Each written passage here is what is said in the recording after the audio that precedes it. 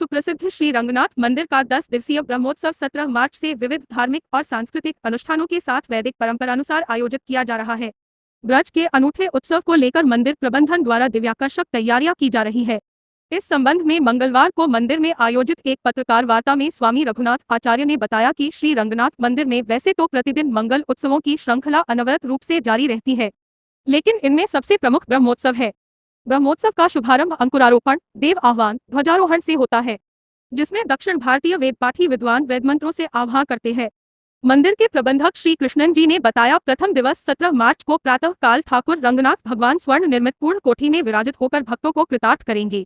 इसी क्रम में ठाकुर गोदारंगमन्नार भगवान प्रतिदिन स्वर्ण रजत निर्मित वाहन सूर्यप्रभा चंद्रप्रभा गरुण जी हनुमान जी पालकी सिंह अश्व सिंह शार्दुल पर विराजित होकर दर्शन देते हैं।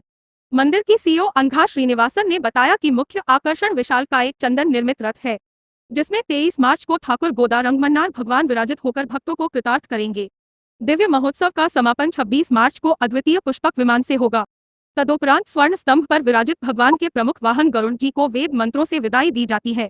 इस उत्सव के दौरान प्रसिद्ध होली 22 मार्च को और 24 मार्च को बड़ी आतिशबाजी का आयोजन किया जाएगा। दरअसल ये साल मंदिर के इतिहास के लिए बहुत महत्वपूर्ण है। 175वां वर्ष शुरू हो रहा है, तो काफ़ी भव्यता से करने का विचार है। पर इस पूरे वर्ष में हर महीने इस महोत्सव को 175वें वर्ष की वर्षगांठ को मनाने का विचार है। तो जो अगले साल ब्रह्मोत्सव होगा वो और भी, वैसे ही ब्रह्मोत्सव बहुत भव्यता से मनाया जाता है, और भी भव्य करने की सोचा है।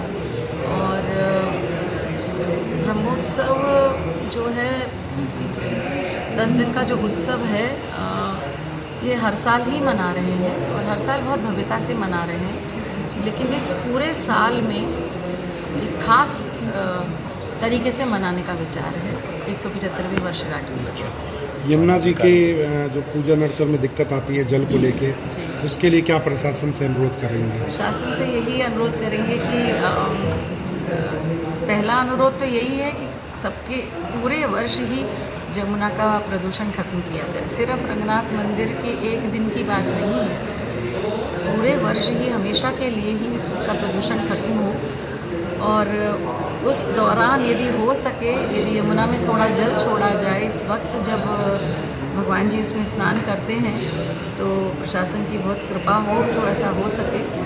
क्योंकि पिछले 10 या 12 साल 11 साल हो गए, 2014 में शायद अंतिम बार भगवान जी गए थे। जहाँ जाते तो अभी भी हैं, साल में 2 या 3 बार हमारे यहाँ उत्सव होते हैं जिसमें भगवान जी जाते हैं। वहाँ पर यमुना जी की आरती होती है, फूल चढ़ाया जाता है, सब कुछ होता है, लेकिन स्नान अभी बंद हो गया प्रदूषण की वजह से। तो यदि हथिनी कुंड से थोड़ा जल छोड़कर थोड़ा साफ जल मिल जाएगा तो फिर ये परंपरा फिर से निभाई जा सकती है।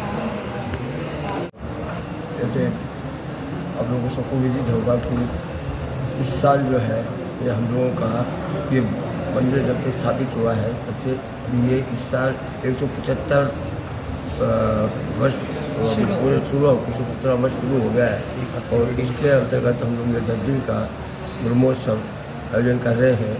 और ये जो है ब्रह्मोत्सव जो है, वैसे तो साल भर जो है उत्सव चलते रहते हैं मंदिर में, परंतु ये जो ब्रह्मोत्सव इसका अपना विशिष्ट महत्व है और ये सबसे प्रधान उत्सव है किसी भी मंदिर का, किसी भी दिव्य देश का।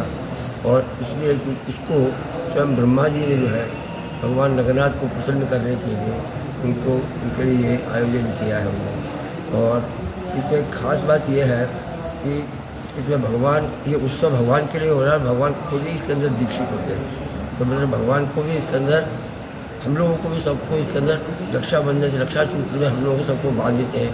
भगवान स्वयं भी अपने आप को बंधवाते हैं रक्षा सूत्र में, कि ये अपने लिए नहीं है, सबको सब जीवों की रक्षा करने के लिए सबको रक्षा सूत्र में बांध करके ये 10 दिन का तो इसलिए इस उत्सव के अंदर जो एक बार इस उत्सव में पहले दिन जिस दिन रक्षाबंधन बनता है, जिस दिन ध्वजारोहण होता है, उस दिन जो भी वहाँ पर उपस्थित होते हैं वो सब उस रक्षा सूत्र के अंदर बंध जाते हैं।